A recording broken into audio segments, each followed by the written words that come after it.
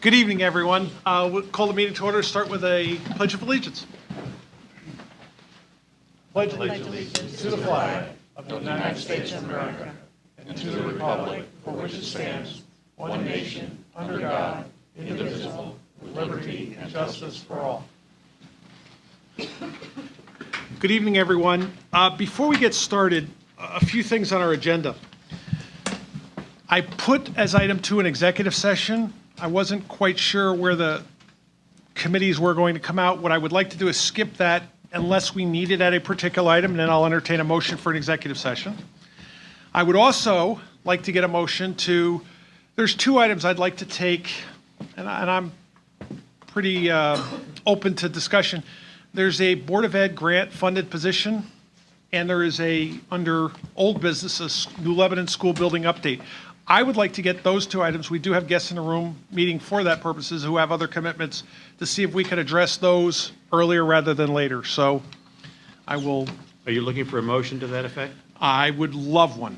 I would make a motion that we take out of order first the New Lebanon School Building Committee so we can send Mr. Wolko on his way. Is he still here? There he is. And then also the BOE grant-funded PPS position right after it, also out of order. I second that motion.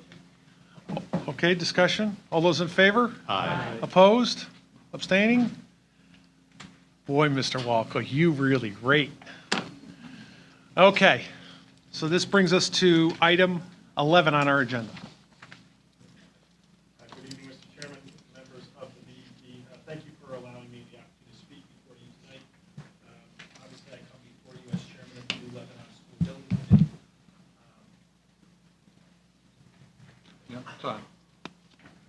As I gave a presentation to the Board of Ed last week, I'm going to repeat myself a little bit. I really feel like we're giving the story of the tale of 2 cities here. On one hand, we have everything in place to start this project.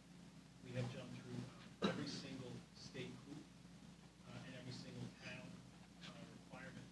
We have a building permit. We have passed and been approved by DAS.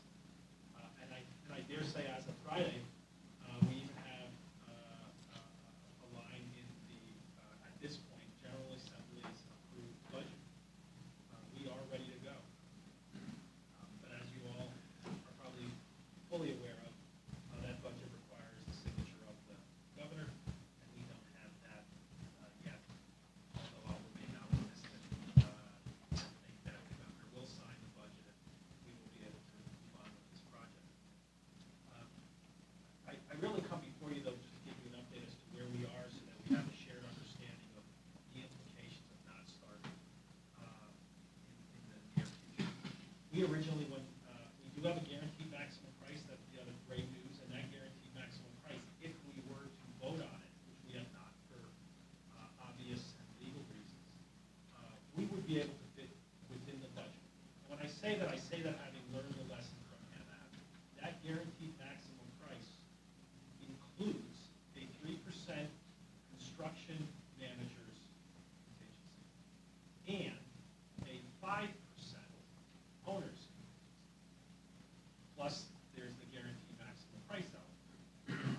So we are very confident that the way the butts have worked out, we would be able to build this school within our allocated budget and have sufficient contingency.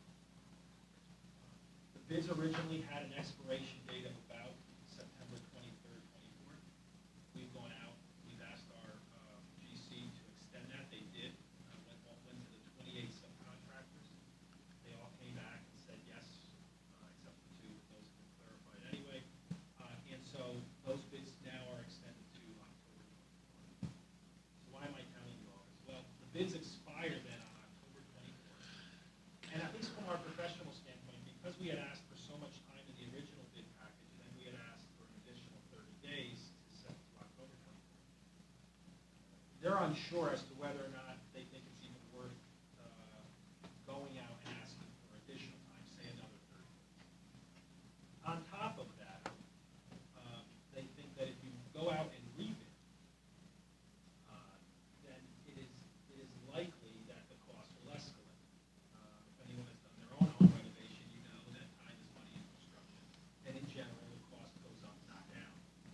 we don't know. They have given us a quote of tens of thousands of dollars just to go out to rebid. So that's just money lost just to go out and rebid, for them to send it out, interview all of the subcontractors, and then come back. So even though we are ready to go right now, we have been told by Gilbane that from the time we're approved to go to, from the time that we approve the guaranteed maximum price, they need about a 2-week lag to be shoveled in the ground. So where does that leave us? Well, as I told the Board of Ed, it's not for the building committee to decide any of these policy issues. That's for the Board of Ed. That's for people like you. But I do know this. The RTM meets on the 23rd of October, which is obviously a day before the bids expire. The submission deadline to the RTM is September 29th. And so if there was an application to the RTM, it would have to be submitted to them by the 29th. I was asked by a Board of Ed member if in fact I felt that the New Lebanon School Building Committee had met the BEP conditions. My response is, one, I don't speak for the BEP. But it also was a little bit more involved than that. It was, I know what I said personally to the BET, to the RTM, last year, this budget cycle, and the year before. And that, at least the spirit of which was, if you approve this project, there are BET conditions that require state funding, and we've all talked about state funding being about 61.5%. And I certainly felt uncomfortable in the spirit of that to simply proceed by asking the BET to release the condition without state funding. That being said, decisions will be made for the town if everyone just sits on their hands. And that's what we're doing right now. In fact, we've even gone out for a clerk of the works, which we desperately need for this project. We probably should have had the clerk of the works signed up already. Right now, you're looking at the clerk of the works, and trust me, I am not a clerk of the works. And we're simply not executing that contract because we don't want to have another $120,000 encumbered. We have spent about $2 million on this project. That's mainly to the architects, some to Gilbane, and some to our third-party reviewer. And now, and in fact, we had a scheduled meeting for tomorrow. We canceled it simply because there's really nothing to discuss. We are ready to go. This project is ready. It has all of its approvals. We're just simply waiting for money. So I'm really here to just inform you of this and to let you know that if we get past September 29th, and if you agree with me that there need to be RTM action to proceed without fully state funding, then decisions are being made for us because we will have lost control of the guaranteed maximum price at this point for the amount that's been given. I urge you to all speak out and seek the governor's agreement of the budget that was passed by the General Assembly. Because right now, New Lebanon is in that budget. Thank you. Questions? Mr. Lash? So you talked to the Board of Ed and the chairman thereof. Why don't they just put this item on for the 29th? And if they want to go ahead with the project, if there's no state funding? Again, so they'd ask me that, again, they asked me what my ask was. Well, that's not your question. That's their question. They have to decide whether or not they want to go ahead. I will say this, the night that I was before them was literally the night of they were first in session. Was that Thursday night? I'm losing track of my days. Thursday night. Maybe it was Wednesday. And so they wanted to see it play out. I know in the past they have said they didn't want to offer alternatives for fear that was going to give a quote out to the state. So I understood their commentary that evening. But today's Wednesday of this week, we have about 7 business days. And then again, by not taking action,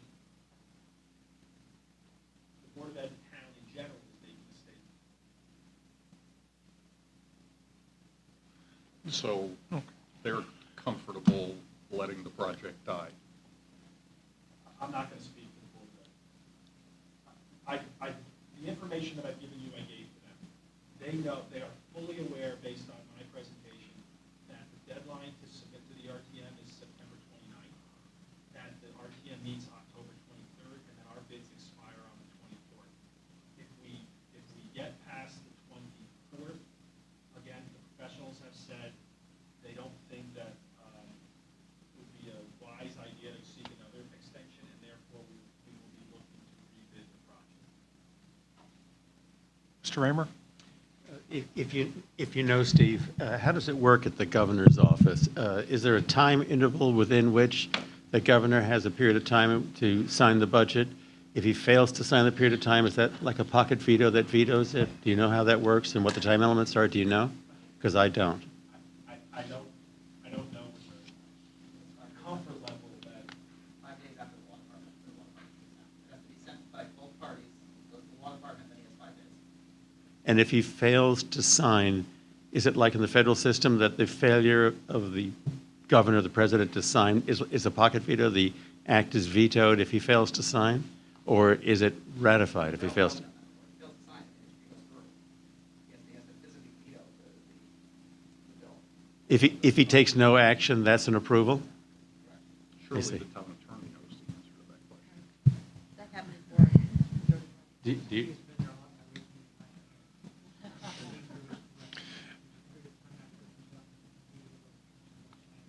I see. Okay, thank you.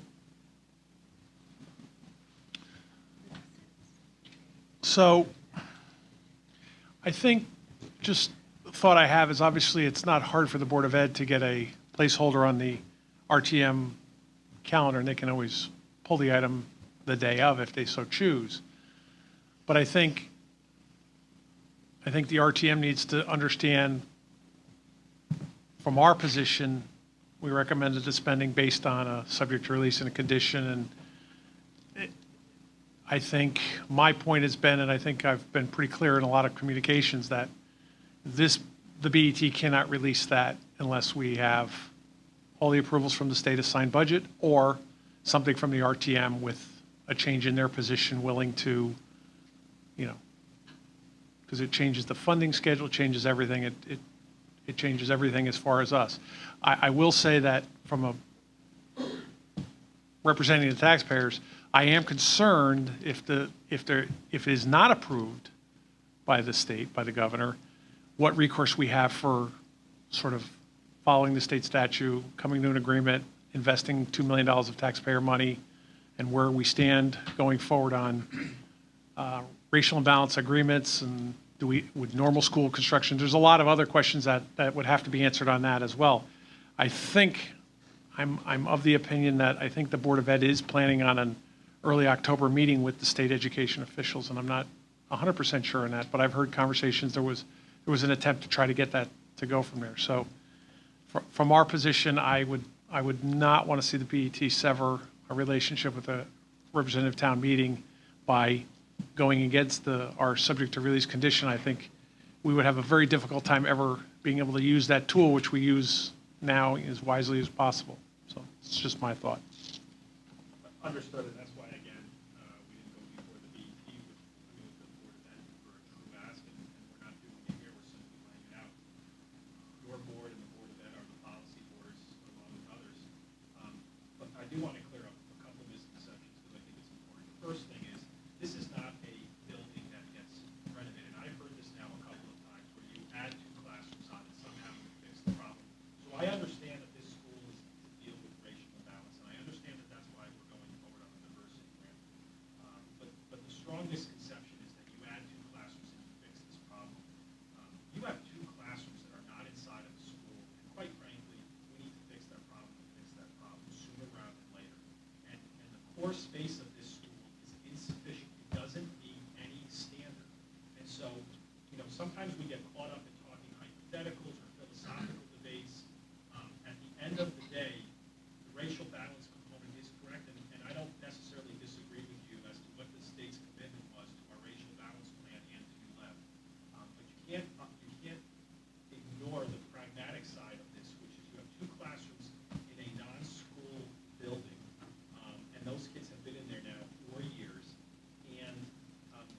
the other misconception is busing of just that catchment area somehow solves this problem.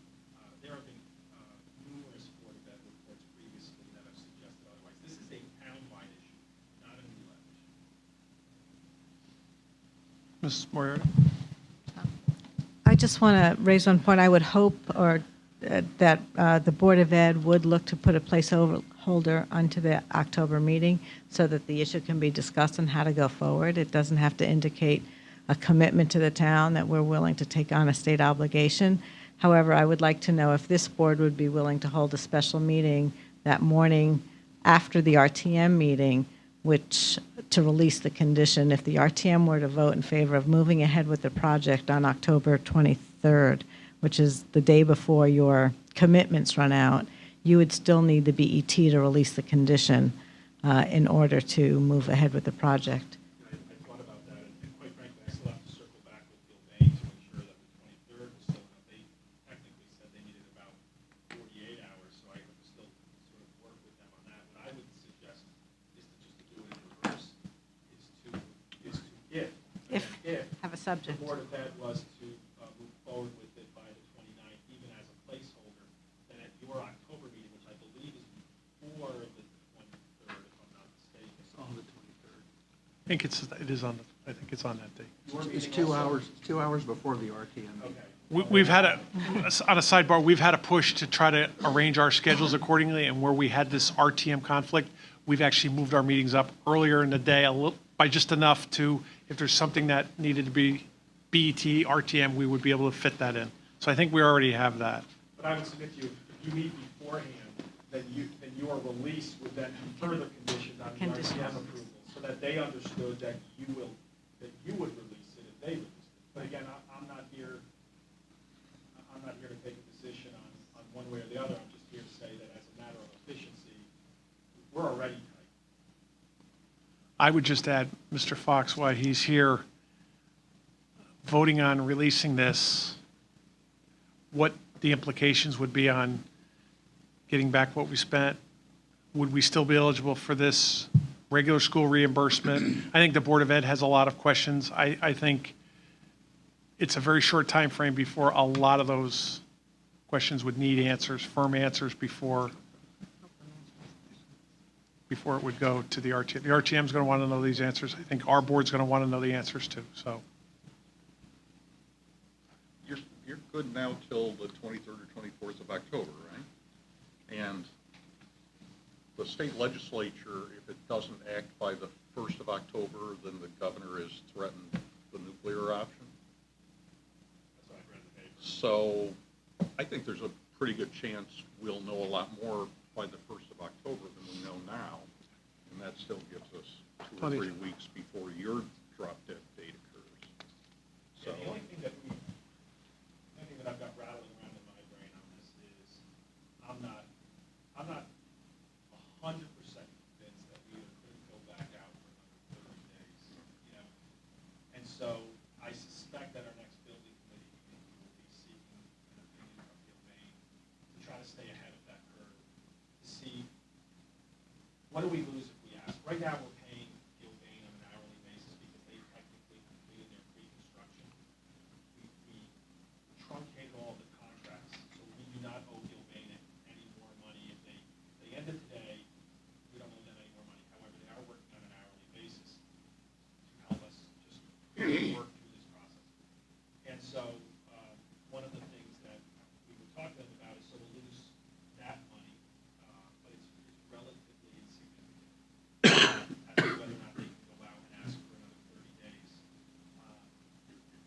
And no one asked this question, the Board of Ed did. They're looking at now timeline though, and even though 30-day extension kept the guaranteed maximum price in place, the one contractor that came back was the site contractor, go figure. And he said, okay, listen, I'm gonna keep my price, but realize that if we hit winter conditions, we're gonna be asking for our additional amounts for the winter conditions. Gilbane estimated that to be about $75,000. Now, you're not hearing me say already, hey, let me come back for 75. My hope is that as a committee, we will work that in, hopefully not even through contingency, but through either add still is to move the kids into the school the December break of 18 into 19. A further delay will push everything out by at least that amount, and then you will likely, you're going to start pushing the timeline to get the kids into the school until the following fall. Because at some point, it doesn't make sense to move them in after that winter break. Thank you. You're welcome for the red carpet treatment.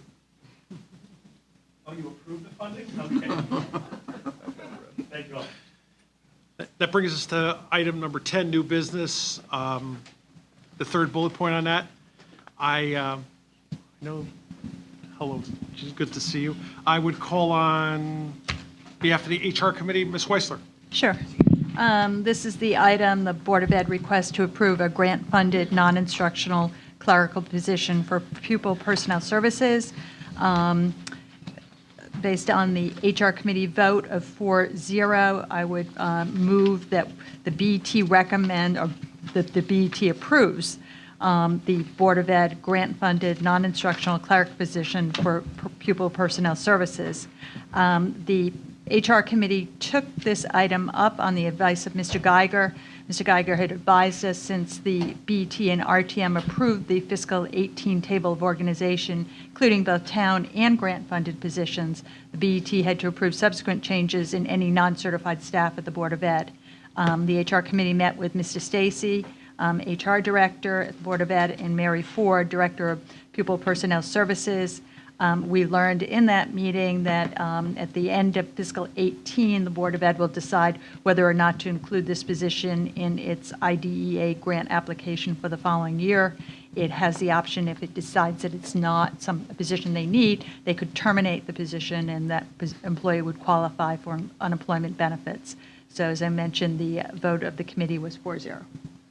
Okay, that item being on behalf of one of our committees, discussion.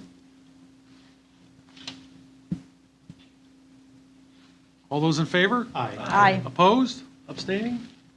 That item is carried, 12-0-0. Thank you. Thank you, thank you. Good to see you. Okay, well, we did 10 and 11, let's go to 12. No, okay. I just checking. Well, we got number 1 done, too. All right, that brings us to our item number 3. Mr. Drake, our routine applications, if you would. We have 3 routine applications. SE3 from the First Selectman's Office, $40,000, which is a settlement of litigation. SE5 from the First Selectman's Office for $75,000, which is settlement of a separate litigation. And HD3 from the Health Department, $73,980.10, which is an approval to use funds. Items have been moved in second. Discussion? All those in favor? Aye. Opposed? Abstaining? Those items have carried. 12-0-0. Brings us to our non-routine application, item SE4. I would start with Ms. Tarkington on behalf of the Law Committee. This is a non-routine item. It's the settlement of a case of Kara versus the town of Greenwich, coming from the First Selectman's Office, in the amount of $12,000. Okay. The law committee did vote 2-0 to approve this settlement. Okay. Do you want more information? Or was that, given that we Again, if any member has any questions on this, I would recommend a motion to go into executive session if needed. We do have one more committee report on this. If you'd like, I'd go into that first, and then I would entertain that motion if the members see fit. Mr. Lash, on behalf of the Budget Committee? So the Budget Committee took this item up in executive session and discussed it at some length. We had the report of the Law Committee, which had recommended it. The item ended up at 2-2, and that's why it's before you, without getting into the details, without getting into executive session. This is a judgment call, and so it's seems to be you're probably going to want to have an opportunity to hear from the law department. Do I have a motion to go into executive session? I'll make that motion. I have a motion to go into executive session Yeah, for second that. discussion of a pending legal matter, and that's been seconded. All those in favor? Aye. Opposed? Abstaining? We're 7:01, we're going in, and just give us a, I don't think we need a great amount of time, but we'll be right back to you.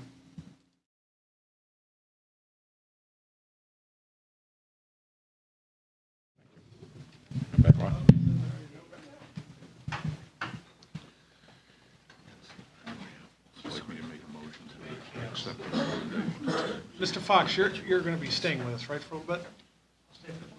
Just, I think our, one of our next two items, you could use it for a few minutes.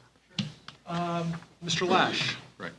So I'll move that we accept the recommendation for $12,000. yes, it's been moved. Okay.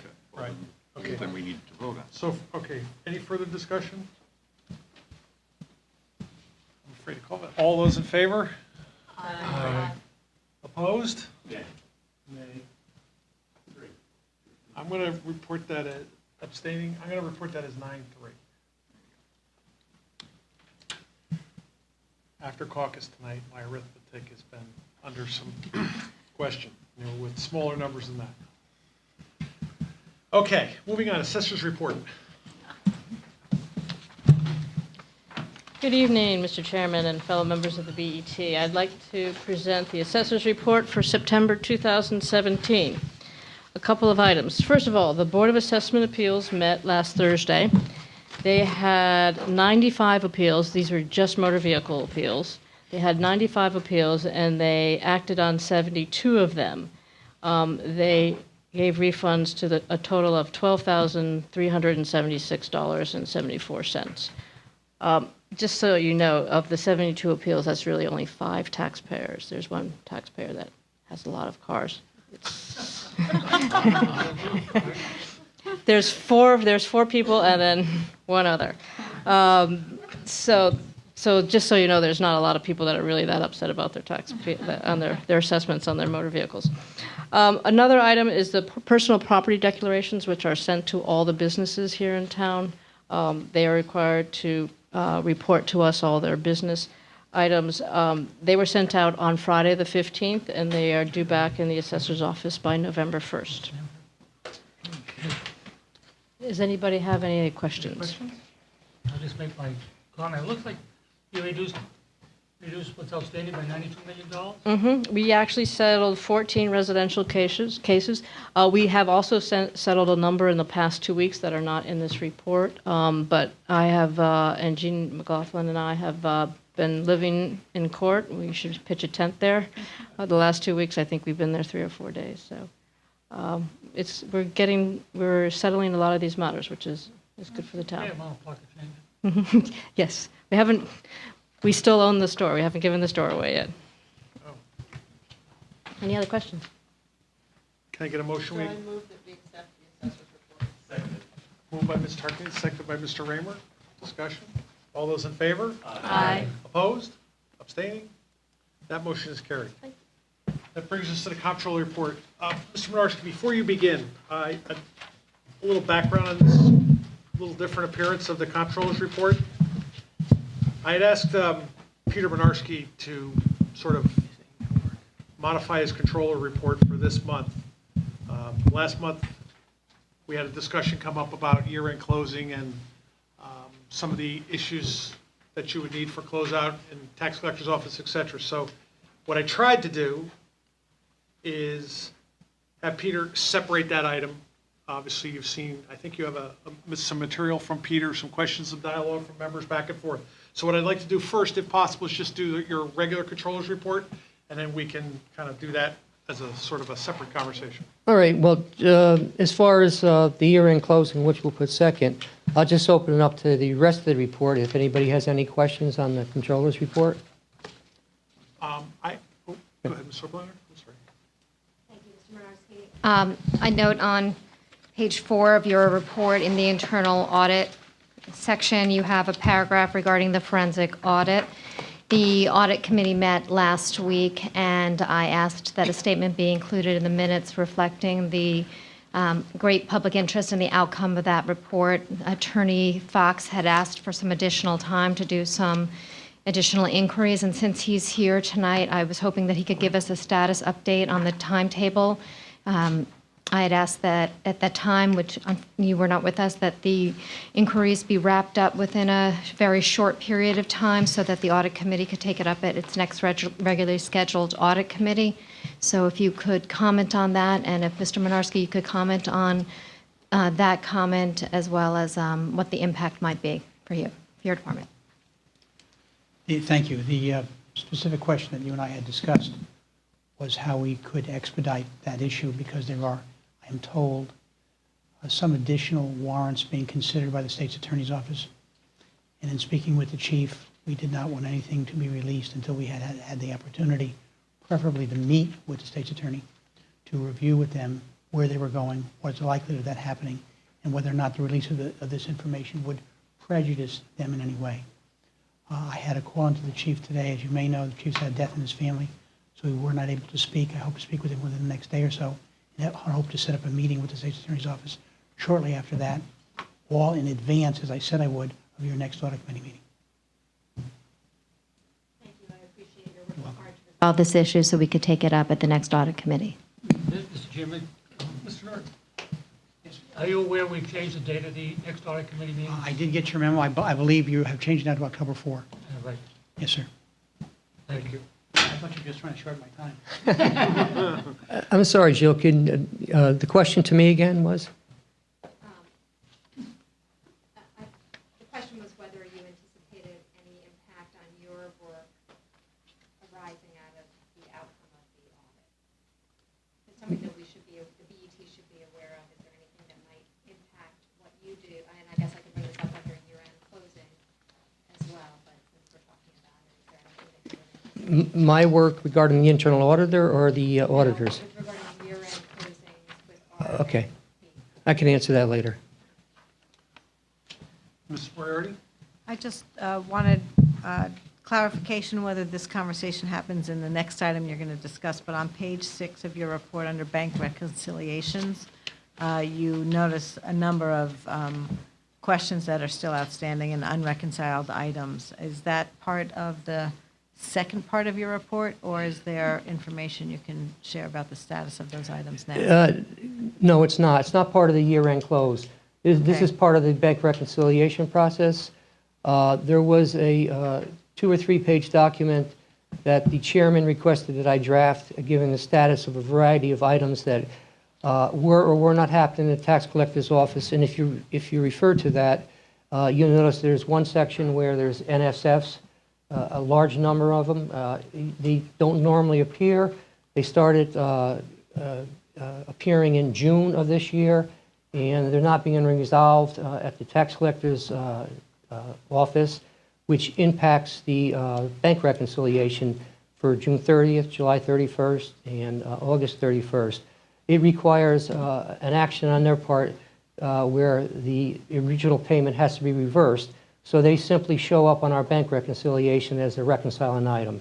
It's not, it doesn't impact the year-end close. So your report, appreciate getting the information on the status of these items. Do you have a game plan for addressing these items or seeing that they're addressed so that they don't impact your organization? The game plan doesn't come from the finance department. It requires action downstairs in the Action of collector's the tax office. collector's office. In other words, if they never get reversed, they'll appear on the bank reconciliation forever.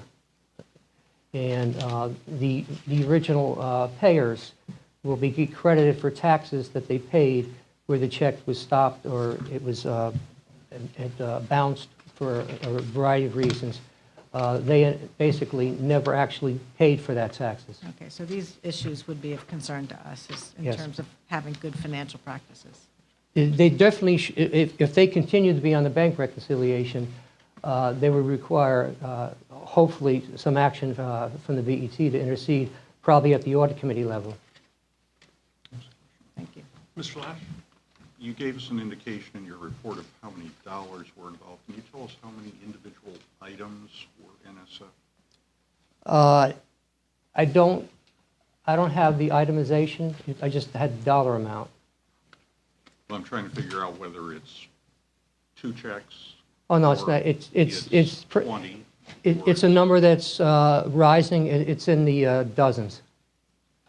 So a few dozen, which doesn't sound like something that would take a long time to process if one were inclined to process them. It'll only take a long time if you wait 3 months, 6 months. No, And, I'm but talking about the answer to your workload. question, no, it does That not much take a long workload time. there. Yeah.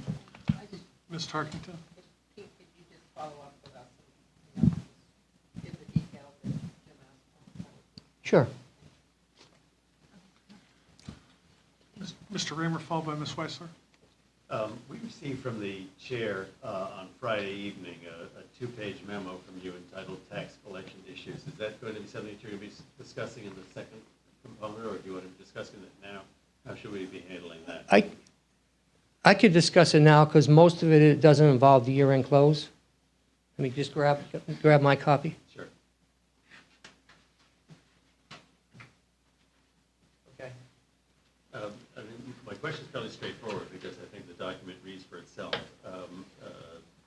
This is the document that you had prepared. The chair had indicated this was something that you had prepared. I want to show this.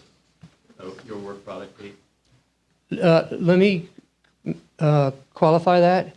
If you read the first paragraph, this was based on a number of discussions with my staff over a period of time and several discussions with the tax collector and the assistant tax collector. Although this is I authored this, all of the input came from my staff and the tax collector staff. And from your conversations with them, this is the status of the way it stood, as your memo says, as of the 15th of September. Correct.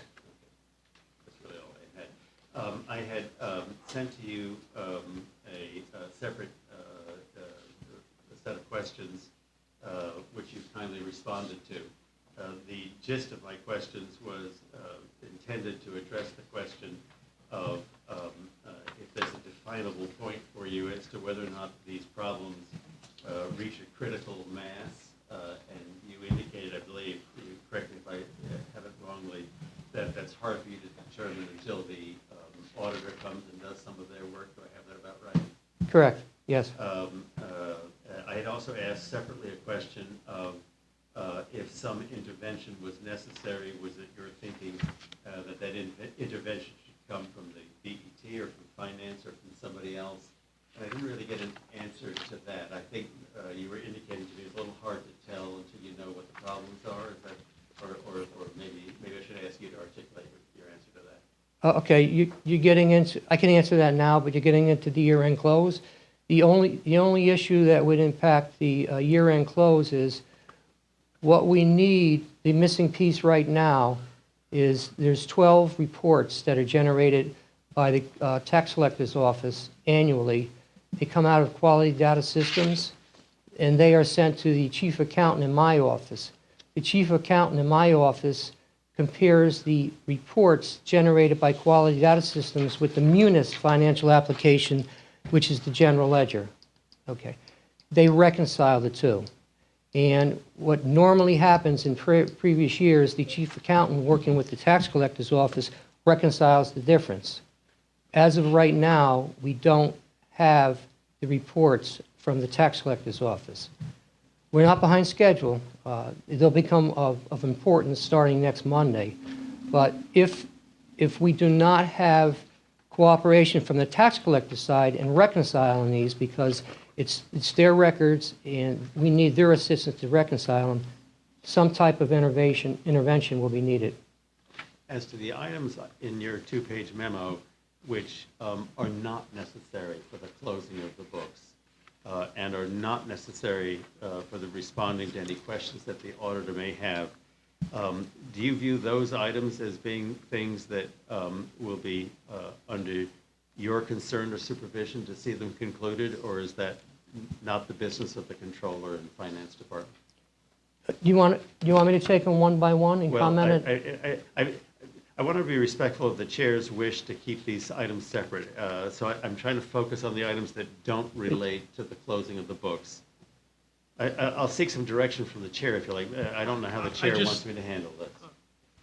Your choice, Peter. I mean, I do have some other questions on your Okay, because most controls of, report, but well- if you want to go to the second item. I can real quickly go through these, and these are all, the only item in this list that impacts the closing of the books is the one I just mentioned. All right. Okay.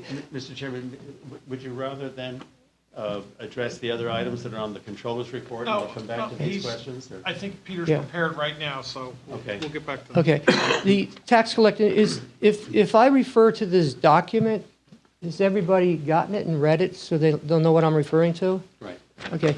The issue of depositing checks is the checks, which is the first item, is basically they went into the bank very late. It's lost revenue. It's hard to Jill's question. It's hard to document because these checks have been sitting around for weeks. We don't know when they should have gone into the bank in certain cases. We're not going to send somebody down there to look at tens of thousands of dollars and look at the envelopes to determine that we lost 3 days of interest or 10 days or 30 days of interest. So the deposit of the checks is based on, from their point, a shortage of personnel, lost revenue.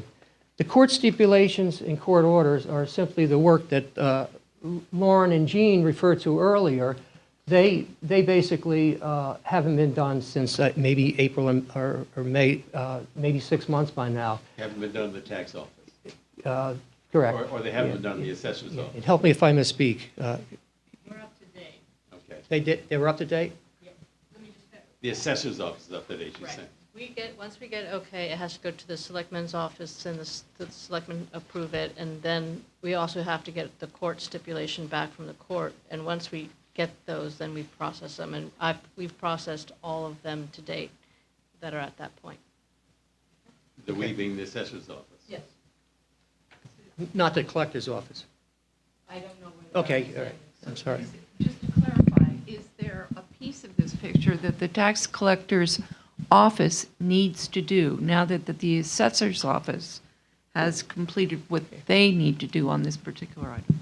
So when somebody we don't refund money here, and we actually give credit. So we either have to credit, if they haven't paid their July bill, they need a credit on their July bill, and then they get a new bill. Or the credit goes to the next tax bill, which will be January. So it depends on whether or not the taxpayer has paid their July bill or the tax bill that's due. And it determines, depending on whether or not they opt to pay it, or if the tax collector issues a new bill, they'll have 30 days from that issue date to pay that. Again, this item doesn't have impact flows.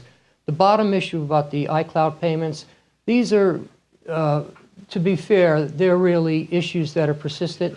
They're the oddities of things going wrong when people pay online to the credit cards, and they pay 7 days a week. We see the payments come through on Saturdays and Sundays, et cetera. And all they really require is research on the collector's side. There's not that many of them, and as of the date and time here, we're carrying as a reconciling item $61,000. I just skipped over the NSFs, but I covered the NSFs in Mrs. Moriarty's question. Refunds is a public relation issue. We in finance do the refunds. However, we can't do a refund unless we get the paperwork requesting that Mr. Mason or Mr. Lash gets a refund for various reasons. We don't know what's out there. When the two young ladies left in April, one of them did the refunds. Nothing's been processed through April as the date of this report. Please keep in mind, this is a snapshot, and if the things that are not being done, they may be being done after this report. This is a snapshot in time as to what the status was in the tax collector's office. As of the Can I- 15th of September, right? Yes. Any Pete, can- refunds to Mr. Mason and Mr. Lesh, we'd like to know about. Pete, can I ask just a quick question about that? I mean, is there a typical yours first, volume yeah. of refunds or dollar amount in past No, years? I mean, it's pretty volatile. yeah, Is it pretty small typically? It could be a car, I see. or, yeah, yeah. I see, okay, that's what, I was wondering what it was. Thank you. Write-offs, they were not being done, but they became current as the date of this report. Miscellaneous adjustments, again, these are items that the chief accountant needs for balancing between the tax collector's office and the general ledger. They're usually clerical errors. We don't know what they are until we get them, so we can't comment on the number of them or the dollar amount. And then the closing of the books is basically a reference to the 12 reports. I'd like to walk through the process, leave this and come back to close the actual process. You wanted me to do that now, or? I'm talking about from start to finish on how an audit gets done. I just have one thing I'd like to revisit, especially why we have, I didn't understand that court stipulation part. That went, All at right. least I admit it. Okay, so somebody brings a tax appeal against the town of Greenwich, and it's, for instance, most of them were brought before us on the 2015 grand list. So 2015 is your fiscal 16 year, and so we're still settling those items. We don't go, for court stipulations, we do not give refunds in the sense we don't hand them a check. We actually reduce their assessment and we give them that tax refund either as a credit to the next tax bill that they have due. And so what you will have, say, for instance, we settled a case, so on the grand list of 2015. So they have credit on the 15 list and in the 16 list. If they've paid this past July bill, we will then, the tax collector then would credit them on the next bill due, which is January of 2018. Okay, so we never give money back in these situations. We always give them credits, and depending upon when they're processed, depending on when I get them and when I get them to the collector's office, depends on where and when we credit them. So the ones in this past spring could have been credited to July. Some of them were, some I don't know if people were told not to pay the tax bill, I don't know. But all I can tell you is that the ones that we have actually have the stipulations from the court, we have processed those. It is then for the tax collector to determine where to apply the credit. How and when does the tax collector get that information from you? As soon as I input it, it's automatic. It happens like that. As soon as I input any correction, whether it's a court stipulation or a refund on a motor vehicle, as soon as I do it, somebody comes in and says, I've sold this car, I need to adjust my bill. I do it, and by the time they walk down to the collector's office, it's done. So as soon as it happens in the system, it's instantaneous. It's just a matter of what happens then. Do they get a refund, or do they get a credit, or they just get a new bill? And that belongs to the collector. Okay? Got it. Got it? I just hope it stays in there. Ms. Oberlander was first, followed by Mr. Turner. I think this is a learning night. Question on the depositing of checks. The question that I had asked you previously in terms of the lost income to the town, I think you said that, I'm not quite sure I understood why we couldn't figure out the potential lost income, so I was hoping you could restate that. I'm not sure I understood. The treasurer, try to clarify this, quantified, for example, the difference between the second halves of August for 16 and 17, and there was a difference of around $14 million, meaning that $14 million was deposited later than the previous second half of August. In trying to quantify that, we can go back and know what we earned as far as interest, whether it's in the short-term investment fund, whether it's in a CD or something like that. We could apply an interest rate to it. What we don't know is, in order for, and I asked if we could do this, is to try to quantify it. We don't know how long certain checks have been sitting around. I mean, you could basically write a check July 1st in your house, your home, and not give it to the town until July 31st. So we can't go by a particular date on a check or whatever. As far as trying to go back, if you want somebody to look at the envelopes and seeing where they were postmarked, you'd be spending weeks. That's the point I was trying to make. Is to quantify all, you know, and we have low interest rates now, but as the interest rates rise, it becomes more of an issue, and tens of thousands could become $100,000 because we're talking millions of dollars, not tens of thousands of dollars that are going in later. Mr. Chairman, thank you. Pete, a couple of questions. Just to make sure that we're taking away the latest information, and I know the memorandum is as of Friday, but, you know, here we are 2 days later. Is everything on the memorandum still correct? Or have there been things that have been worked on or eliminated from the list? I just want to make sure that we know exactly where we are. I think I answered that before. As of this date, they're correct. I'm not monitoring on a daily basis. Just to use the refunds, for example, they may start issuing the refunds, and I might not know about it. So to the best of my knowledge, everything is correct because it's only a couple of days after the date I wrote this. I think you said earlier that the write-offs, which is the top, Well, the write-offs noted. have been done. It's right, but it's noted in the report. It says, as of September 12th, are now being done. So that's the one item on here that they're current. Okay. I'm good, Mr. Chairman. Thank you. What While we're on this, first of all, is it all right if I walk through the process? Please. And try to bring some of these items in to make it a little bit clearer? Please. Okay. Because on the agenda, it talks about update of the closeout process. And I want to make it clear because timing is important here to some of the questions Jeff's bringing up. The auditors ended a 5-year engagement last year. We did a request for proposal. We got two auditing firms responded, Bloom Shapiro and RSM US LLP. We went with RSM, the old McGladrey firm, which became international, and it had a new name. We have a new partner. We have a new manager. So for the previous 5 years, we had a partner, which was the same, Scott Bassett, who you've met before and has given presentations, and Jennifer Mazzacolo, who was the key person, who also, to some of your points, Jeff, and others, is the generator of management letter comments. She's gone.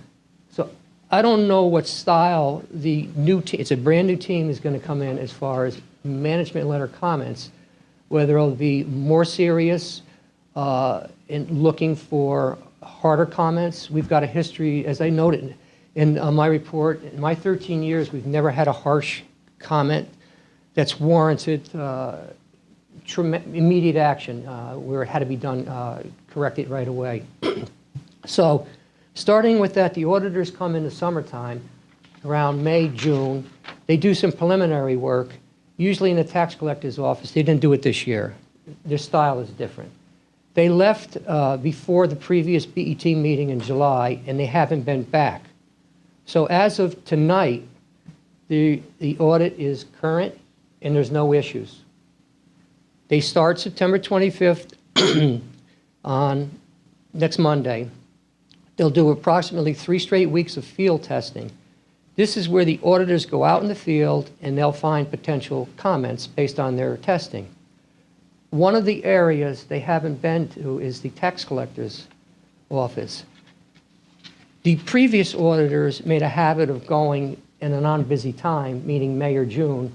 These auditors decided to go in July, which was a busier time, coupled with the fact that they went from 6 down to 4. They were turned away, respectfully turned away. They said, we're busy, can you reschedule this? So they've rescheduled it, not rescheduled it, they've deferred it or postponed it to past September 25th. So number one, they haven't even done any testing in the tax collector's office. The outstanding item that my office needs is the reconciliation with the quality data service reports with the tax collector's office. That hasn't been done yet. There's a lot of time. If it's done the rest of this week, next week, or the week after, it's not an issue. Nothing happens. If that, in fact, happens, I don't think there will be any issues, notwithstanding any testing that they do and they find something on their own down there. I don't believe we would have any issues that would warrant a management letter comment. That's where we are right now. After the 3 weeks, the manager would traditionally come to me and tell us that we have management letter comments. For example, in the past, they've gone over to the brand new special duty billing last year where they were out of balance on the June 30th receivable. They wrote a comment. We fixed that, working with the police department and the finance department. They had a minor comment in the fixed assets where they didn't like the fact that we were manually feeding our fixed assets, which is assets that are over $10,000 into the Munis system. They wanted us to go out and spend a lot of money with the fixed asset inventory, et cetera. And I think I responded to this in the wintertime. Where they potentially could find items that would warrant a management letter comment this year, which are different, and in one of my, which I responded to, is we've got a theft in the parking services department. We've got a series of audits over 10 years plus where you've got a lack of internal controls, lack of internal controls, lack of internal controls, a theft. That was the second theft. There was another one years ago. You have a forensic audit. You've got serious issues. This is not the forensic audit, where you've got millions of foregone revenues because of the practices there. And I want to stick with this because in my mind, this is a more serious area right now than the tax collector's office. They can go downstairs and do some testing and look at the internal audits report, the internal audit report and the forensic audit, and come back and say to me, they haven't done anything. This is hypothetical. I don't know what the testing is going to show. That would warrant a serious management letter report. That goes into the single audit and the state and federal single audits, which are audits that address internal control issues and are considered serious if they're warranted, and go to the Office of Policy and Management, and they require action immediately, meaning you got to clear it out before the next audit's finished, kind of thing. So the manager will come up with these management comments based on their testing, which they haven't done yet.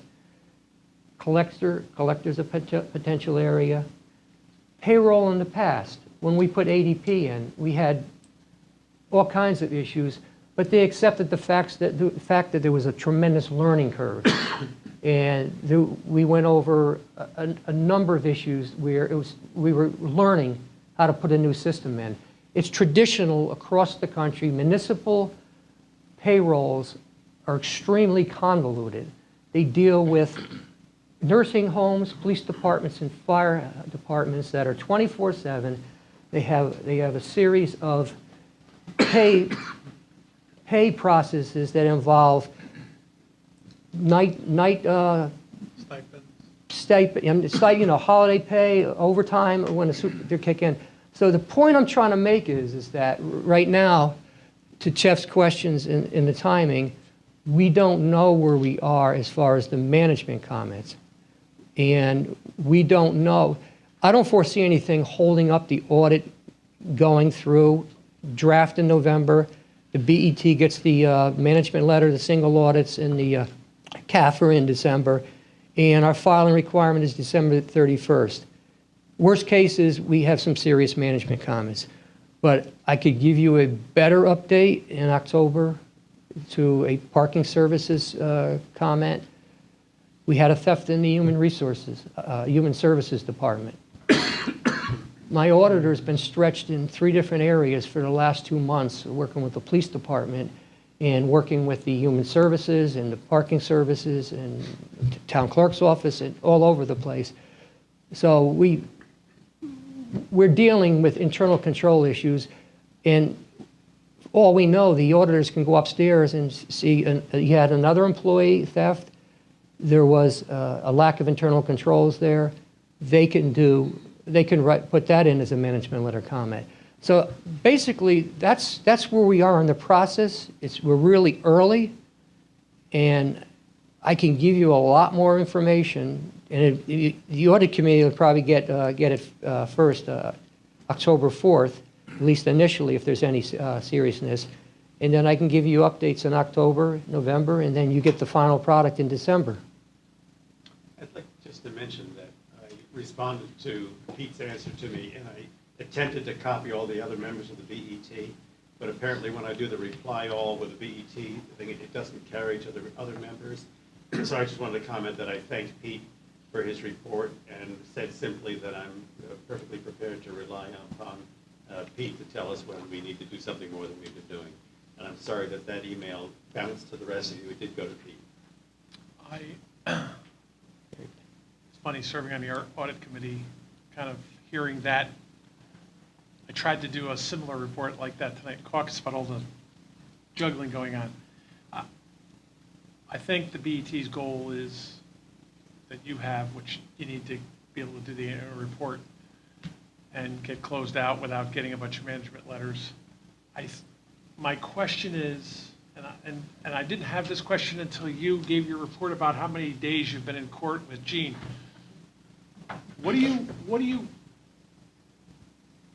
How would you balance this year's workload out versus a year ago?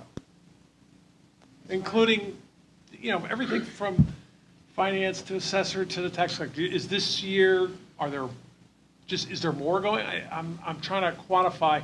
I think the BET's goal is we want good customer service. We want things at a timely manner. We don't want to get audit letters. We want to close our books without extra effort. Do you two sense that there's a higher level of activity going on?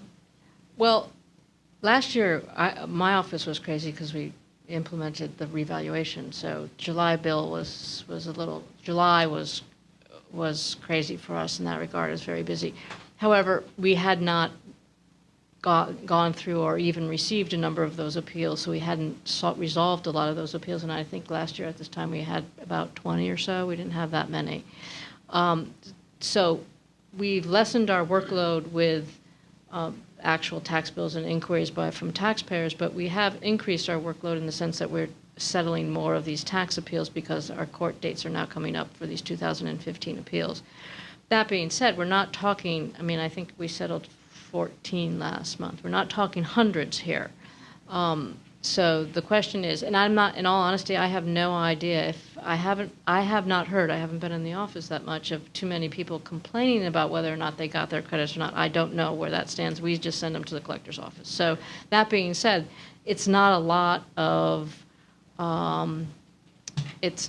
as in taxpayers that are going to be impacted by court steps not being applied, but it's going to be a few, and it can, it can be significant, but most of the settlements we have so far have not been that large. So Right, 'cause I'm hearing that, and I'm hearing Peter saying and the audit committee members, and you're welcome to speak up.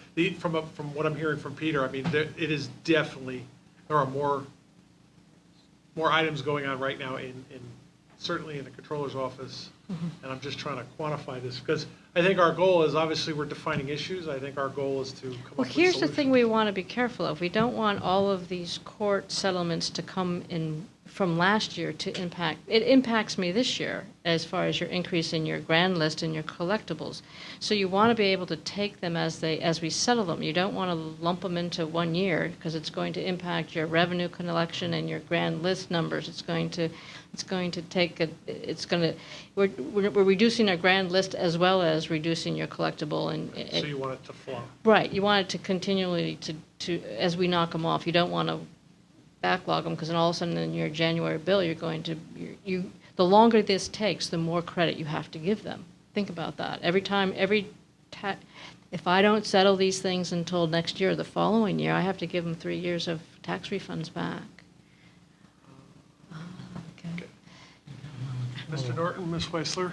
I just want to, the audit committee has changed the November audit committee date until the 28th of November. reason we do that, and I've done that for the last number of years, is we receive a draft of the audit. And as a draft, that's when we're going to know if there are any items that have been raised by the external auditor or management letter issues. So hopefully we'll have that completed. It's the Monday after Thanksgiving. And the audit committee will meet that the 28th, I believe. It's at 8 o'clock. 27th. Is it the 27th? Yeah. Whatever the last Monday in November is. That's the last Monday in November. Ms. Weisser? Pete, I just wanted to understand a little bit more about these 12 reports, which are a critical variable for the completion of the CAFR. Is it like if you do one, you get all 12? I mean, are they interrelated, or are they sort of very independent reports? And then related to that, if we, and this may be a hard question for you to answer, but if it appears that there's some disarray in the tax collector's office, is that something, given the nature of what has to be done on their end, that you could deploy other people, say people from the finance staff, to just sort of pitch in to get this thing done? I mean, Well, reference the 12 reports. They've been, well, we've only had QDS for 3 years, no? It's longer than that, a couple years. But they've been generated downstairs. And my chief accountant, I asked can you do them? And she says, well, I don't know. I said, we're in the process of, she's contacted the people at Quality Data Services, and we're looking at, as an alternative, and one of the questions that Jeff asked is us doing them ourselves. So right now, we're in the process of doing them ourselves, thinking that we're not going to get them from the tax collector's office. That's step one. is there any control issue with that? Aren't you supposed to be Yes, reconciled? yeah. Yeah, exactly. Yeah. It doesn't Well, seem like a... yes, there is. There's a separation of duties Yeah, issue no, here. that's exactly. Step two is, if we do them ourselves, which we expect we'll probably have to do, the chief accountant still has to reconcile the differences downstairs. Right. So, I mean, she comes up with the differences. The step three, and the piece that we need to close the books, is a reconciliation between the two. And that's the only outstanding issue as far as closing the books with the tax collector's office. Thank you. Ms. Oberliner? Just wanted to add thanks, Pete, to you and to the department. It's not just to avoid a management letter comment that we want the town to implement best practices for cash controls and to deter theft of tax dollars. It's actually because the taxpayer demands it of our government, and it's in the public interest. So thank you for all you're doing to make sure that we are moving towards a better track record on that. Right.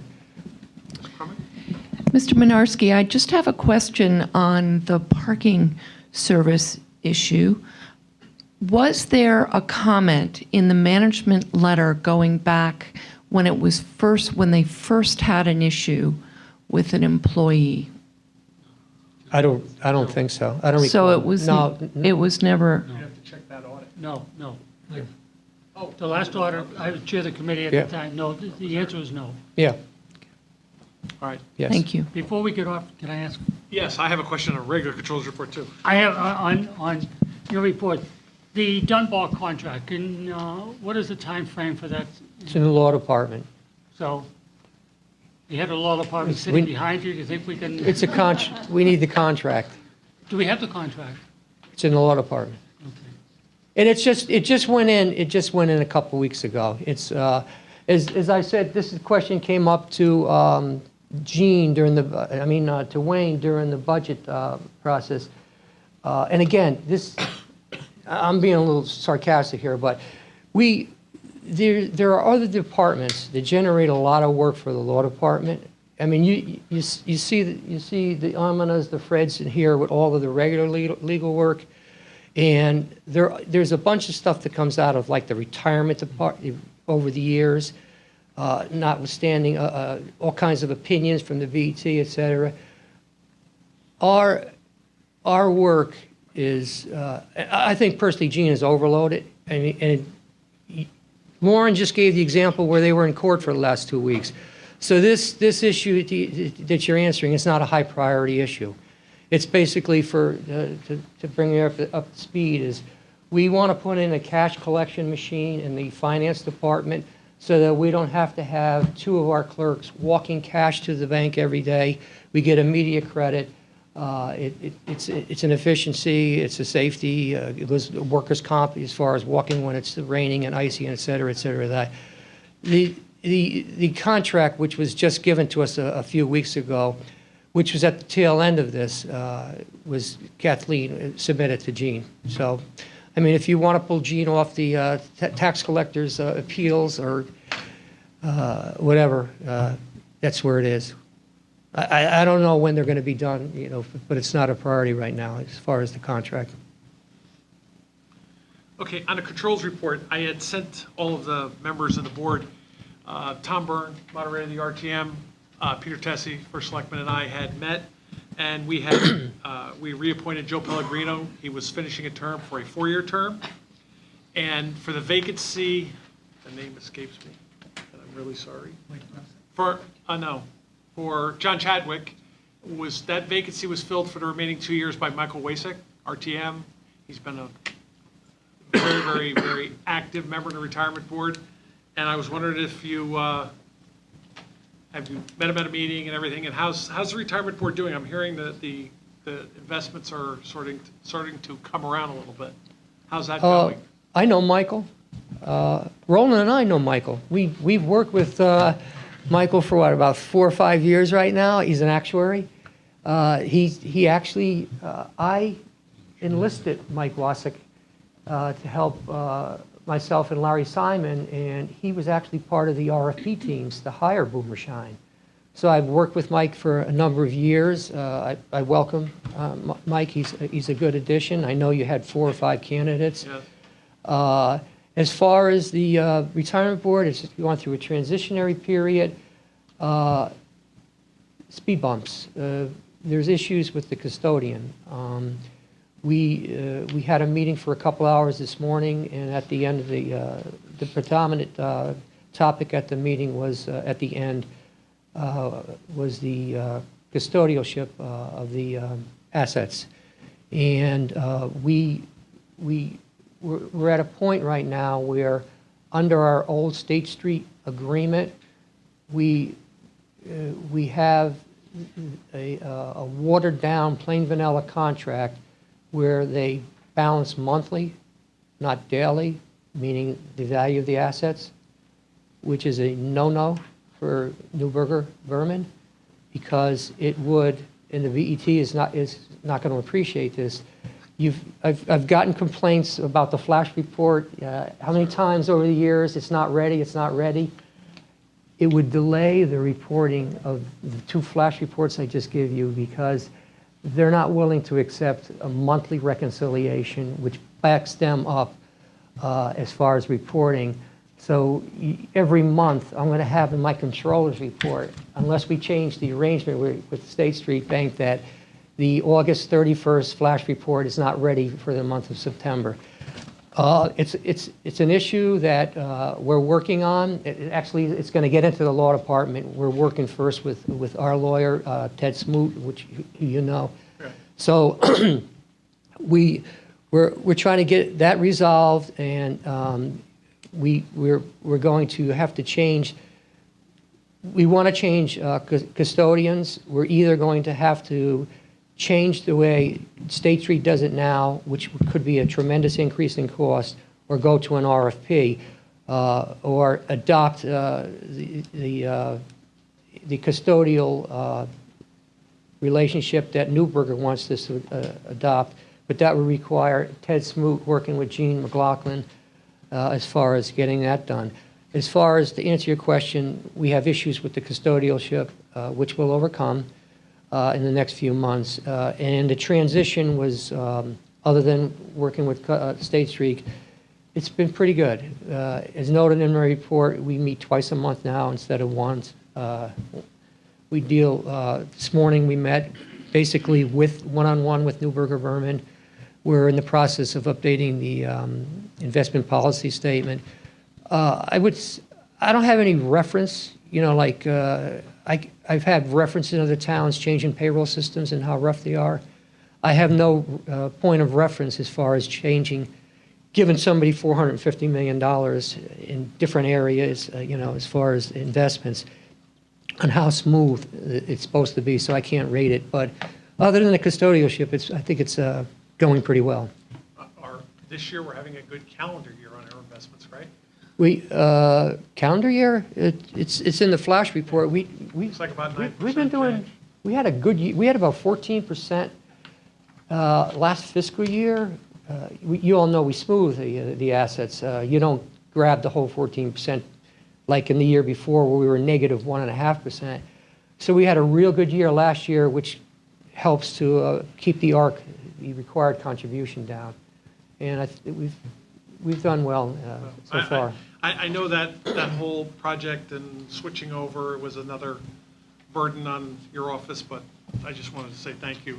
So now we've got people in there, so we don't have people on covering terms, so we're good for a couple of years there now. Yeah, I think also Mr. Pellegrino, he replaced Larry, right? Larry Simon? But So he's got a new. Now he started a 4-year. Yeah, he's a whole new term. He was on a finishing up.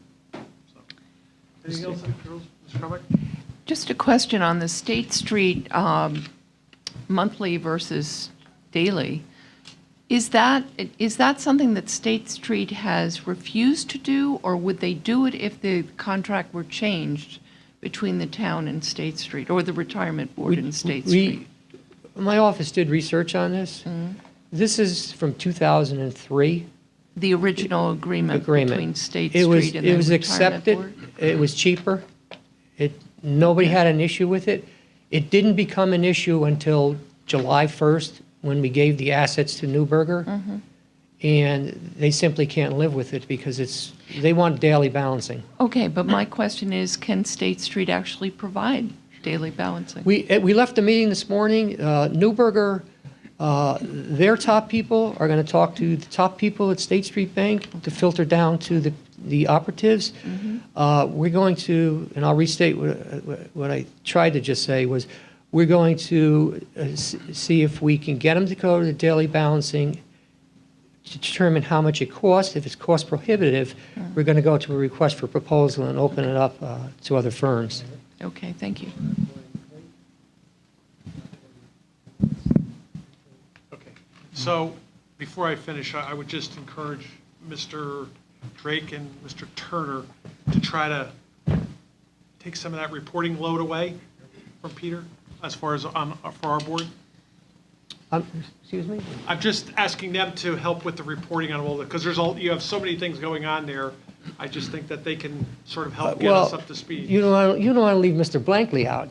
Mr. Blankley has actually attended the meeting, asked some very good questions, and I bet you got a feel for where we are with the custodialship. So I think John was part of this, so if he wants to comment, I just don't put think pressure from a on him. reporting point, I think we have our committees and liaisons, so whoever you assign in your committee is fine, but I think when there's a lot happening like this, we should see if we can get some reports ahead of time, maybe rewritten a little bit. No, that's helpful. I think the chairman just told the liaisons to step up their game, so I think that's me and John. I didn't attend the Yeah, that's. I forget who it is. No, Tony's not the liaison. I thought you were taking Mr. Blankley's. I know it's John and me. I know John's leaving, but I thought you were taking his.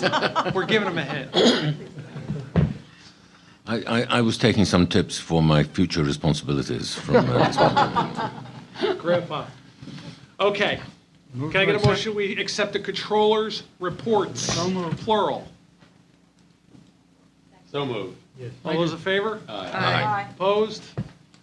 Wow, Peter, I don't ever remember a controller's report that long. Okay, continuing on. That takes us to. The treasurer's report, move to accept that? I have a motion to accept the treasurer's report. All those in favor? Aye. Opposed? Abstaining? That is carried. Standing committee reports. Human Resources, I believe we had with the item we moved. Correct. Thank you so much. Liaison? Nothing. Special project? Brings us to new business. And I will call, let's see, we have 2 items there. Ms. Weissler, as you would like to Sure. organized on behalf of our working group, which consisted of Mr. Drake, Ms. Moriarty, Mr. Mr. Raymer. Raymer, and yourself. Yes, right.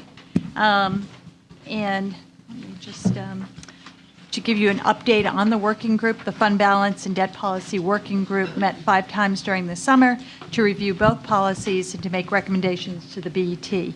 Both of its reports have been posted, and you have copies of those. On behalf of the working group, I'd very much like to thank Peter Monarski and Roland Geiger for all of their help on this project. We also consulted with Bill Lindsay, the town's independent financial advisor. And finally, I'd like to thank my fellow members of the working group, Leslie, as we just mentioned, Jeff, and Bill Drake, for all their work in our constructive meetings. I think I would suggest we first take up the fund balance policy. And I think you all should have copies of that. And on behalf of the working group, I'd like to move that the BET adopt the fund balance policy reflected in its report. Seconded. And I just, at this point, like to make a few comments about the fund balance policy that's been recommended. The policy does incorporate some grammatical edits. There really aren't any substantive changes from the policy that we've had for the past 2 years. It also keeps the target range at 5 to 10% of the general fund's operating expenditures. I'd note that for fiscal 17, this fund balance is estimated to be at 11.3% of expenditures. However, the working group supported retaining the range for the following 3 reasons. First, the risk that the state imposes a financial burden on the town. Second, the potential for large risk fund settlements. And third, the risk that the state could mandate a costly remediation program at GHS outside of the normal budget cycle. Further discussion on the BET fund balance policy? And I'm going to call it the one that you have submitted, just so we're 100% clear, that the one dated 9/6/17? That's correct. Okay. So, all those in favor? Aye. Opposed? Abstaining? That is carried. By the way, a little background on our fund balance policy. The town of Greenwich never had one until the controller called Mr. Simon and I into the office and said we need a fund balance policy according to the creditors, rating agencies. That's not quite true, Mike. Well, that's sort of how it was brought to us. So we've had one, and we've had a lot of members input, and I really thank you on that. So continuing. Okay, on the debt policy now. On behalf of the working group, I'd like to move that the BET adopt the debt policy reflected in its report. In reviewing the debt policy, the working group spent considerable time in reviewing and updating the 15-year capital budget and debt model. I'd particularly like to thank Roland Geiger for working with Leslie Moriarty and Bill Drake in this regard.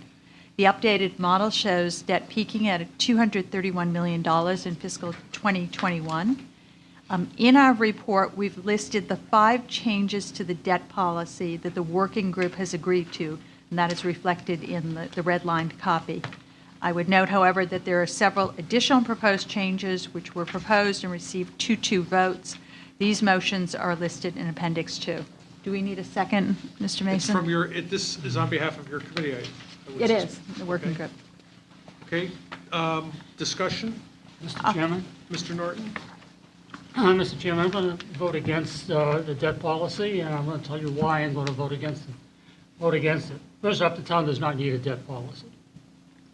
But let's go back to my first term on the BET, when the town was forced to enter the public debt market. And when they did, the rating agencies were completely flummoxed by the hybrid debt model that the town used. Basically because it did not comply with GAAP, and it still doesn't comply with GAAP in some components. But the rating agencies were really concerned with the cash flow to satisfy the debt service obligation of any debt we have. And all that the rating agencies did was encourage, and they encouraged a fund balance policy. Now, I was one of the 4 members of the original committee that created both of these. It was in my second term on the BET, and I began on BET in 2007, I believe it was. This is my 6th term.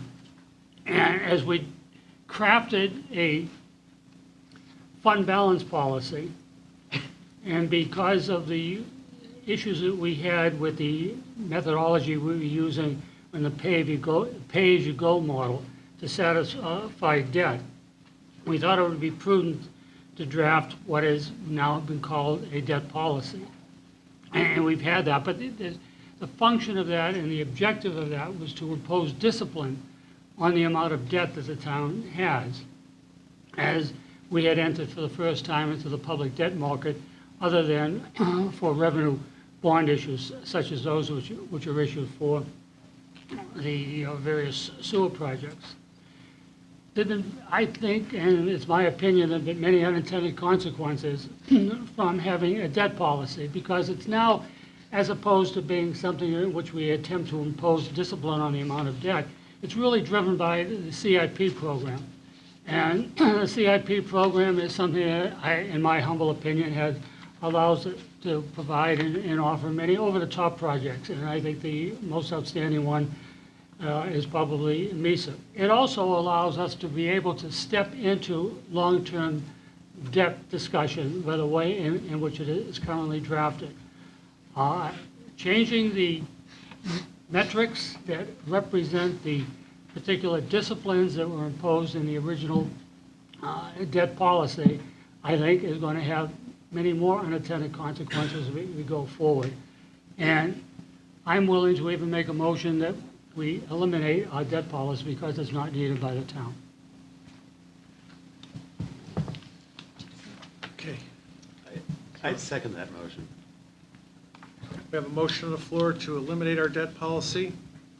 That item has been moved in second. Discussion on the motion to eliminate the debt policy. Ms. Weissler? Yes. Mr. Turner? Sorry with the... Well, I think we have heard from the rating agencies, it's a positive that there aren't that many communities that have it, but more important than what the rating agencies think about us, because we are a AAA, and I don't really think we're at risk of losing our AAA, I think it provides a framework for looking at, one, what is the maximum amount of debt that we want to have in the context that there are a lot of constituents who have the, want to have, not the need to have projects. I think it also provides a very important framework in terms of, we are in the debt market, and if we didn't have a debt policy, I'm not sure what the framework would be for determining the term structure of our debt. I'm sort of be mystified in the absence of having a debt policy, how we would make that determination. And I think given that we will be in the debt markets, I think it creates discipline in terms of what we're looking at in terms of interest and debt principal coverage and what our tolerance is for that. So I think this is really more of an internal policy that creates a fiscal discipline, and it is helpful in terms of operating the BET as a body. Mr. Turner? I also wanted to raise what might be the impact of the rating agencies for this, should this pass. I think we've gotten a little color on that. Pete, can we put you on the spot and ask you to weigh in and give us your thoughts and insight of eliminating the debt policy? I think Art's partially correct in that it's not a requirement that you have a debt policy, but it shows to the credit rating agencies good financial management. It's good to have fund balance policies, debt policies. They look at that. I think the first thing they're going to ask in January is, what happened? Why did you eliminate it? Now, there's 12 of you here. I'm going to make a great assumption that you're not going to eliminate it, but if you did, I would probably, Bill Lindsay, the financial advisor for the new members, we have a financial advisor, supports it. We would have to defend the fact that we eliminated it and why. And I can actually he's more of a professional in this area than I am as far as the impact of how they would look at it. We're not going to lose our AAA. We're not going to be put on negative watch. But the basic question would be, we would have to explain why we walked away from it. And I will follow up. I'll ask Bill to opine and say, what would be the impact of eliminating the debt policy?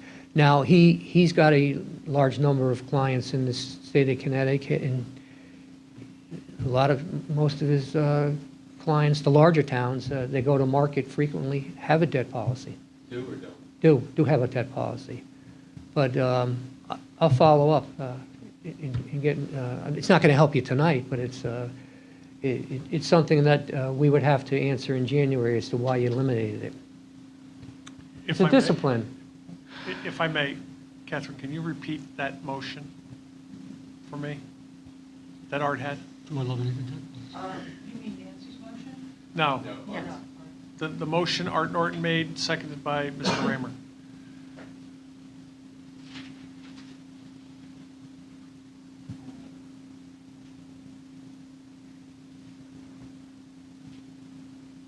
You made a motion to eliminate the debt policy, what I took down. That's all. That's it. Thank you so much. Back to the motion to eliminate the debt policy. So let me just preface by saying we do not stack motions on top of motions as a rule in our past. If anybody has a thought of referring this back, because I think Peter's hit on a question or two that I have, we would have to dispose of this motion, either rescind it, vote it down and refer it. So just as a procedural matter, so we know where we're kind of going. Ms. Tarkington was first, followed by Mr. Rimmer. I certainly will be voting against this motion. I think having a debt policy is critically important in terms of the discipline that this board has, both in terms of the overall parameters as well as the structures. In addition, it goes against the trends of both the public sector and the private sector and our 501c3 colleagues. I just think that the number of questions it would raise and the issues raised by the rating agencies is contrary to what we all are trying to achieve within this board and within the town. Mr. Raymer, I'm sorry, I had you down. I seconded Art's motion. I served on Art's audit committee when it was first brought forward and approved by the town. We knew at the time that it was being put forward as a tool for our own discipline, not as a tool that was intended for the credit reporting agencies. It wasn't requested of us at the time by the credit reporting agencies. It would be accurate to say that in the years since we inaugurated it, I haven't read all the reports, but I read several of the reports of the credit reporting agencies, and it's often referred to. I can think of at least 2 occasions, to be more accurate, when I can remember the credit reporting agencies referring to our debt policy and speaking of it in positive tones. The thing that prompted me to second Art's motion is I've had the concern from time to time, most particularly in the recent years, that we've violated the debt policy, and I've always thought that it actually would be a negative to could easily be a negative to the reporting agencies, a negative also to the potential investors or underwriters who are bidding on our bonds, that we have a standard that we set as our policy, and then we don't keep that standard, we violate it. It would bother me less if we had a standard and then we always kept that standard. And to my mind, to have a standard and then violate the standard, I view as being a net negative. We've always understood you can have a policy, and we didn't necessarily have to obey the policy. I'm not saying that there's some grave ill with that, but it has concerned me. In the present year, we had 3 standards, and we violated 2 out of the 3. And I think that's unwise. And if that's how we're going to handle it, then candidly, I have confidence that we can discipline ourselves. I don't need to have artificial standards out there to tell me how much debt we need to carry or not carry. We make those judgments prudently for ourselves, and then maybe we'd be better off not to have a debt standard, especially one that we're going to repetitively violate. Mr. Turner? Playing musical microphones here. I can't imagine that we would, as a BET, go down the path tonight of entertaining the motion and only spending, 15 or 20 minutes on such an important item. The impact on this is truly unknown. We're sitting here as a body hearing issues around lack of controls in town departments and theft and the jeopardy of the audit committee report, and now with no pre-warning or consideration on the table with a second is eliminating the debt policy. My short time on the BET says that we're wiser and smarter in our decision-making process than to do that. Conversely, though, I have great respect for any two members who want to talk about any matter for any matter for that matter. But tonight, here and now, on the debt policy, I'm not seeing it. So what I'm going to do is move to table the motion to the October meeting, that we can take the appropriate time to research it, investigate it, and then come back and being properly informed and knowing the impacts on all of the entities that this decision may impact. But tonight, not now. So I want to move the table it to October. I want to move to table it to October. No, you can't table it. Tables goes on the table. You want to postpone it. He's correct. I'll take a stab at this. Okay. A motion to table is non-debatable. It cuts off debate at the moment. However, a motion to table it does not bring it back at a specific time. A motion to postpone the item till our October meeting, that would be in order, but that would need, if I'm not mistaken, Mr. Raymer will help me out, we'll need a 2/3 vote to pass to do that. I'm sorry, simple majority to do that. Yeah, So your motion to postpone is, because it's not another motion for a modification document, is well taken, and I would entertain a motion to postpone this to the October meeting of the BET. I second that. Discussion on the motion to, Are you making the motion? no, you are. No, I'm I'm just saying, oh. I haven't agreed to that yet. Oh, okay. You have a second if you do. And I may be open to it. My intention of tabling it was to October is obviously someone has to make a motion to take it off the table and address it. If we do our research and understand the impacts and so forth, if we come to October and in essence we have concluded that we don't want to take it off the table, then we don't have to take it off the table and therefore deal with it. Postponing it requires us to deal with it. So I'd like to have the option of whether or not we have to deal with it. That's the reason I made the motion to table rather than postpone.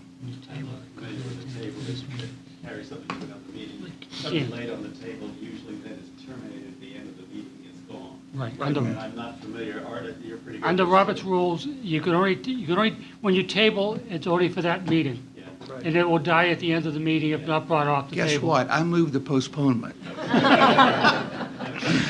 I would gladly second that. I was trying to get you there.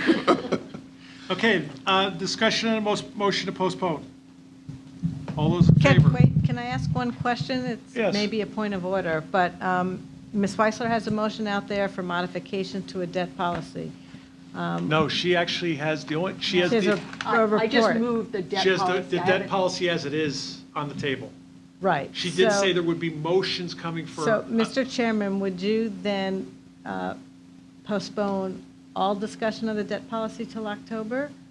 And we, If there's a motion to postpone, this item would get postponed. At that point in time, I would come up with some wild answer of exactly what I would expect to be done during that postponement.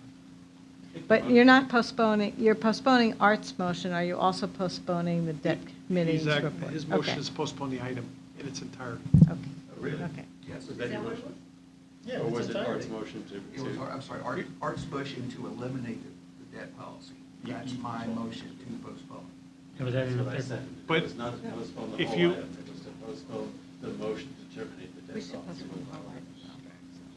Right, so as I said before, we don't stack motions. So Right, I exactly, think if your you're in a team. intent is to have the discussion on the debt policy move to October. I don't think your intent is to move Mr. Norton's motion to not have a debt policy because, so we would go through the effort tonight and then take up that motion in October and then decide we're not having a debt policy or not. That's why I say it's very difficult when you stack motions. Yep, It gets tricky. So are you asking Mr. Turner to amend his motion to postpone the whole debt policy item? Because I would. Well, if I was being humorous, I would say that's how I modified his motion to fit our needs. It's amazing how this works, isn't it? Mr. Chairman, through you, just can we check in with Ms. Weisser about how you feel about that? It seems fine to me. I think, given that I agree with you, Tony, it's a significant issue on the table. It seemed that there was some information we'd like from our financial advisor. I guess look to Mr. Mason as to what the process is, whether the working group should reconvene to address or try to filter some of that information. But I think, at this point, I would support that. I mean, because I think it's too substantive an issue to just vote without people coming into the room having thought about it. Because if Mr. Norton's motion was to pass right now, then we're not going to have the answers to those questions. If it was to fail, then we're still not, we really need to know what the goal here is. So, Mr. Drake?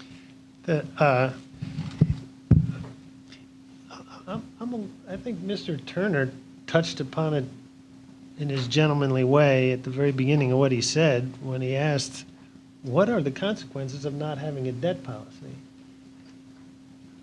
And I think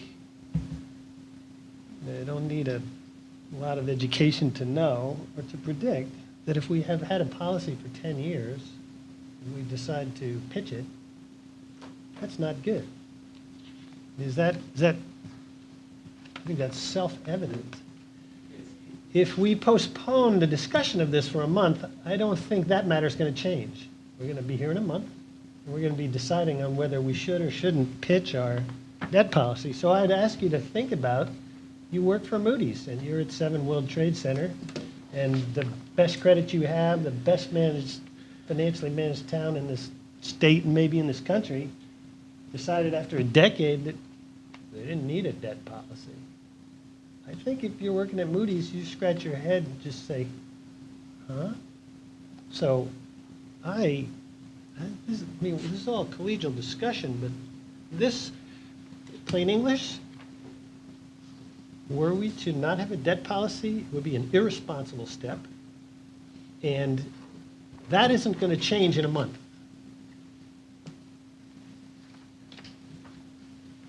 Further discussion on the motion? All those in, Can you restate the motion? Yeah, restate. motion to postpone the item until our October meeting. Okay. All those in favor, signify by saying aye. Aye. Opposed? Opposed. Opposed? That item carries 10-2. Peter, can I ask you to take the lead on that? Definitely. Yeah, I definitely want to, I want to hear what I really would like you to do is tell us what, because I'm sitting on the sidelines when we did our original debt policy, there were certain things that the debt policy needed to have. There were certain, yes. And I want to see if that's changed. I want to see if that's still, that was the concern I had. What needs to be included in the debt policy? What portions? We can put what we want, but I'm just talking from a credit rating agency. Isn't there like a general financial officers, like the government financial officers? Yeah, best practices, which I think, we started with that. In all the documents I got from those, I think. Yeah, now, there's definitely guidance coming out from the government as to what should be included in that. So that's Okay. certainly one document that our colleagues Okay. should look at. Okay, next item. I have somewhere here, very important, and I'm glad we have a couple of our new BET members that should be joining us. I lost it. We have our everything calendar. This is really, really important. At our October meeting, we have to finalize our calendar for next year. It has to do with getting rooms and everything else. So I would ask everyone to take a look at that. I believe, if I may, Karen, you got it from Elaine, Andy? I know Deborah has hers as well. That is sort of our routine. There is always possibility of change. We all usually work very well together, moving meetings. We've moved starting times of meetings for a whole year at one time. We've done many changes. But I would ask all of us, just to help Elaine, I would like to approve that calendar at our October meeting. So, and again, you can filter stuff through me, through Elaine, so we don't get my favorite room for meetings. Old business we've taken care of, approval of BET minutes. I move that we approve the minutes. This Yes. Line to the minutes, if Oh, I may. please, I'm sorry. July On- 13th, correct? The minutes It's the of one that was July 13th, attached to yes. the Okay. budget packet, correct? Yes, the July 13th. Under the assessor's report, where it says, and I read in the 2, 4, 6 line, Ms. Crumack asked if the state motor vehicle problems which had occurred in the previous year had been resolved. I would add a parenthetical after state motor vehicle problems, i.e. municipalities for certain vehicles being incorrectly identified in tax records. End of the parentheses. Do you remember have any, I just feel we ought to clarify it, otherwise it's really a, does any member have an issue with that? Then that correction will be added. thank you, Jim. All those in favor? Aye. Opposed? Abstaining? Mr. Drake, do you have anything? Nothing to report, Mr. Chairman. Mr. Norton? I have a few things. It seems I ran into some BET members at a building in Barham on a Saturday. And I didn't get to see all the BET members that went there, but I would say it's always nice on a Saturday morning when Ms. Crumack comes up to you and goes, "Look at this." For those of you who have taken a tour to see the Barham Firehouse, I think we need to get more people to go look at that. It's kind of interesting. It's one of the original projects on the original CIP list from 14 years ago, that building, renovating it. So it was an interesting tour. I also visited our new skate park that opened. As you remember, when the Junior League gave us a skate park, we had wooden obstacles. They're all now poured fiber mesh concrete, top shelf. It was packed. I will say I visited that with Mr. Tessie. I tried to get him on a skateboard, but it didn't work. But other than that, it's been busy, obviously, and we start the fall. Next month is guidelines, plus what we've postponed from tonight, so I just give everybody a heads up, and here we go. Thank you so much. Can I get a motion? So moved. Second? All those in favor? Aye. Opposed? Rolling. Thank you.